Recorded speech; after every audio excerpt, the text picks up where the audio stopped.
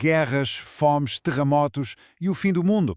A profecia de Jesus em Mateus 24 é daquelas passagens da Bíblia que toda a gente conhece, não é? É super dramática, super debatida e mudou completamente a forma como imaginamos o Apocalipse. A maioria de nós olha para ela e pensa, ok, isto é um roteiro para um futuro assustador. Mas e se o fim de que Jesus estava a falar não fosse o fim do mundo? E se fosse, na verdade, o fim da sua própria missão aqui na Terra?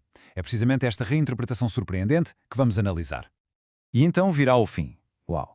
Esta frase ecoou ao longo de séculos, alimentou medos, profecias, tudo. Mas a análise que vamos explorar hoje, que vem de uma corrente chamada Teologia de Impacto, propõe que, se calhar, andamos a ler este mapa profético todo ao contrário. Então, qual vai ser o nosso caminho? Simples. Primeiro vamos recordar o Apocalipse que todos temos na cabeça. Depois lançamos a ideia.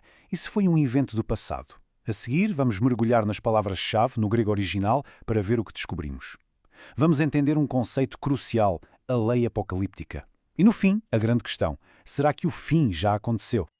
Ok, a visão tradicional, a futurista, é aquela que conhecemos dos filmes, certo? A imagem que todos temos na cabeça. Guerras mundiais, desastres naturais por todo o planeta e depois, o regresso de Cristo para o grande julgamento. É daqui que nascem ideias como o arrebatamento da igreja, a grande tribulação, todo esse cenário.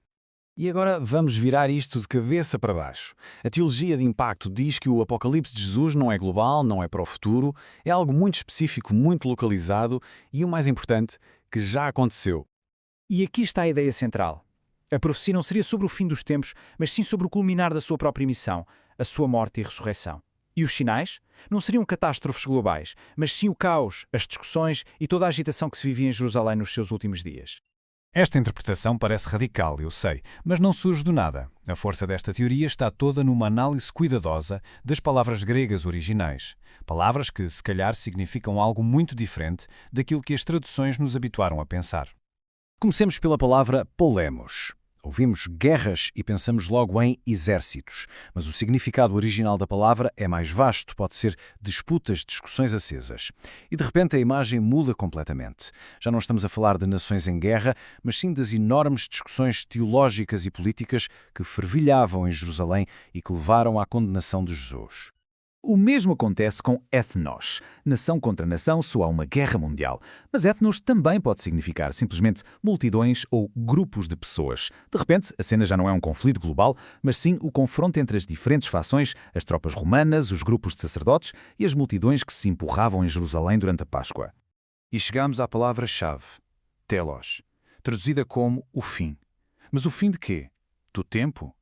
Esta análise diz que telos não significa necessariamente o fim de uma era, mas sim a conclusão de um ato, a realização de um propósito, o objetivo final. E qual era o grande propósito de Jesus? A sua morte e ressurreição. Esse era o fim, o telos que ele veio cumprir. E a lista continua, vejam bem. O mundo, oikumene, não era o planeta, mas o mundo que eles conheciam, o Império Romano. Virá, eco, pode indicar algo que já chegou, que está presente, e até os terremotos, sismos, podem ser lidos não como tremores de terra, mas como os abalos e as agitações sociais daquele momento. A profecia torna-se assim um retrato vivo, imediato daquele tempo. Fica uma pergunta no ar, Não fica? Se estes eventos eram tão inevitáveis, porquê? Que tipo de decreto ou autoridade estava por trás disto? A resposta, segundo esta linha de pensamento, está na diferença entre dois tipos de lei. É aqui que entra um conceito fundamental. A diferença entre a lei mosaica, que toda a gente conhece, e outra coisa, a que esta fonte chama lei apocalíptica. E o que é isto da lei apocalíptica? Bem, não é uma lista de regras do que se pode ou não fazer. É um decreto divino, uma sequência de eventos que foi determinada por Deus e que, uma vez posta em marcha, não pode ser parada. E isto é crucial. Não é uma profecia, que às vezes pode ser condicional. É uma lei. Tinha mesmo que acontecer independentemente do que as pessoas fizessem. E esta comparação mostra bem a diferença. A lei mosaica aponta para o pecado. A lei apocalíptica é o evento em si. A lei de Moisés podia ser influenciada pelo comportamento. A apocalíptica era imutável. E há um detalhe curioso. Jesus refere-se à lei de Moisés como a vossa lei, nunca a minha lei. Segundo esta visão, ele não veio para estar debaixo dessa lei, mas sim para cumprir esta outra, a lei apocalíptica, o decreto divino sobre a sua morte e ressurreição. Então, quando juntamos todas as peças deste puzzle, a nova leitura das palavras e este conceito da lei apocalíptica, que imagem é que temos no final? Bem, as conclusões são, no mínimo, radicais e abalam algumas das doutrinas mais conhecidas do cristianismo. Por exemplo, o regresso de Jesus à parousia.